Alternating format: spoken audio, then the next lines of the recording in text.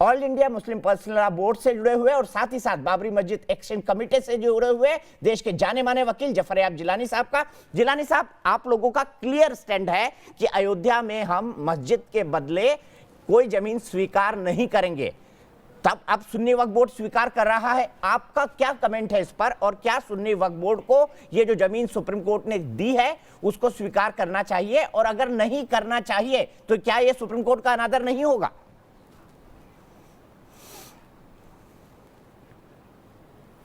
देखिए, पहले तो मैं ये वजाहत कर दूं कि मैं all India Muslim personal law board की तरफ से नहीं पार्टिसिपेट कर रहा हूं, क्योंकि उसके स्पोक्स पर्सन दूसरे साहब हैं, मौलाना खालिद सैफुल्लाह साहब। मैंने बोला आप जुड़े हुए हैं उससे। जहाँ तक आप ये राय पूछना, जी हाँ जी, जहाँ तक आपने ये पूछा है कि सुप्रीम कोर्ट के आदेश के से सुन्नी वक्फ बोर्ड ने एक्सेप्ट किया, तो कोई आज की बात नहीं है। ये सुन्नी वक्फ बोर्ड एक्सेप्ट कर चुका है दिसंबर या जनवरी में जी, और हम लोग सुप्रीम कोर्ट को लिख कर दे चुके हैं कि आपका ये आदेश कानून के विरुद्ध है, रिव्यू में, पिटीशन में। लिहाजा इसका कोई कंटेम्प्ट का सवाल नहीं होता है। सुप्रीम कोर्ट के जजमेंट में कोई गलती है तो हर आदमी का अधिकार है, संविधान ने अधिकार दिया है रिव्यू दाखिल करने का। और सुप्रीम कोर्ट के दर्जनों केसेस ऐसे हैं जिसमें सुप्रीम कोर्ट ने अपने जजमेंट को गलत कह के ओवररूल किया है। अभी हाल में ओवररूल किया उन्होंने, जो SC ST वाला जजमेंट था, खुद कहा कि गलत है, रिव्यू में ओवररूल किया। तो ये कोई चीज़ नहीं है सुप्रीम कोर्ट के जजमेंट पर कमेंट करना। हाँ, कोई मोटिव इम्प्यूट किया जाए तो वो कंटेम्प्ट होता है।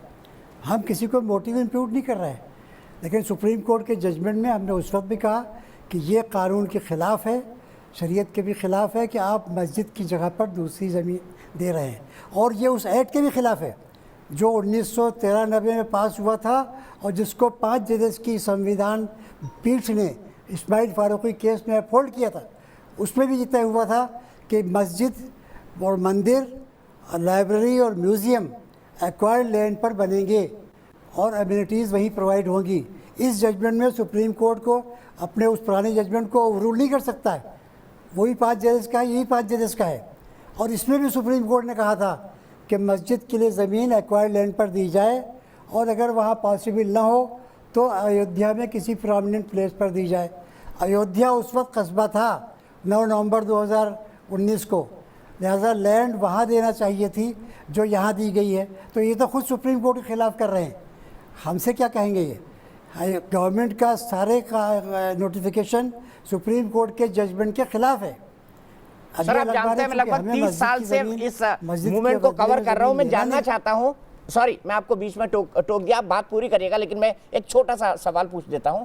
हमेशा ऑल इंडिया, माफ कीजिएगा, बाबरी मस्जिद एक्शन कमेटी और आपने हमेशा कहा कि सुप्रीम कोर्ट का जो जजमेंट आएगा हम उसको अक्षरशः मानेंगे। आपने हमेशा इस बात को कहा, बार बार दोहराया बाबरी मस्जिद एक्शन कमेटी ने, लेकिन अब सुप्रीम कोर्ट का जो जजमेंट आया है हमने मान लिया है। आपको शुभा क्यों है? हम दो चीज़ें अलग अलग हैं। मानना, हम उसे मान रहे हैं, उसकी रिस्पेक्ट भी कर रहे हैं, और यही वजह है कि हम कोई इसका इख्तलाफ नहीं कर रहे हैं कि वहाँ मंदिर बनने जा रहा है मस्जिद की ज़मीन पर, हम खामोश बैठे हुए हैं। लेकिन इसका मतलब ये नहीं है कि हम सुप्रीम कोर्ट के जजमेंट को क्रिटिसाइज़ नहीं कर सकते।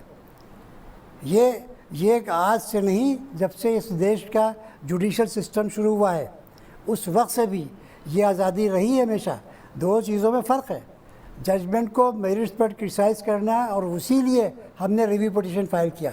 जजमेंट को मानना, हम उसको आज भी रिस्पेक्ट देते हैं क्योंकि वो लॉ ऑफ द लैंड है, लिहाजा हमें मानना है, चाहे हम उसे अच्छा समझे या ना समझे, हम मान रहे हैं आज भी।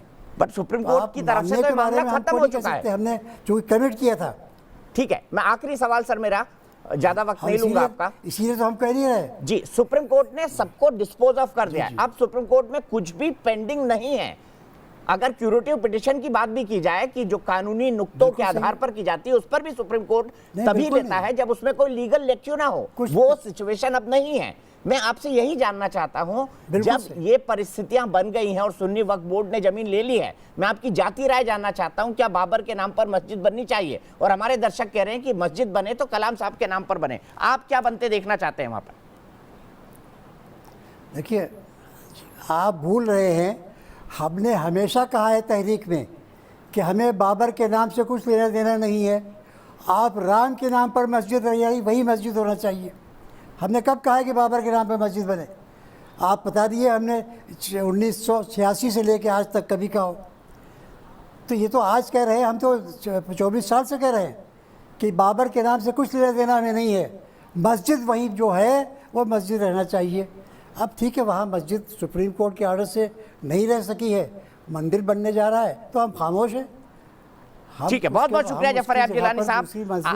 मुझे पता है कि आप जी आपका ऑफिशियल स्टैंड ये है कि वहां पर आप शरीयत कानून के हिसाब से कोई ऑप्शनल लैंड नहीं लेना चाहते। सम्मान करते हैं देश आपके इस निर्णय का। आप निर्णय लेने के लिए स्वतंत्र हैं।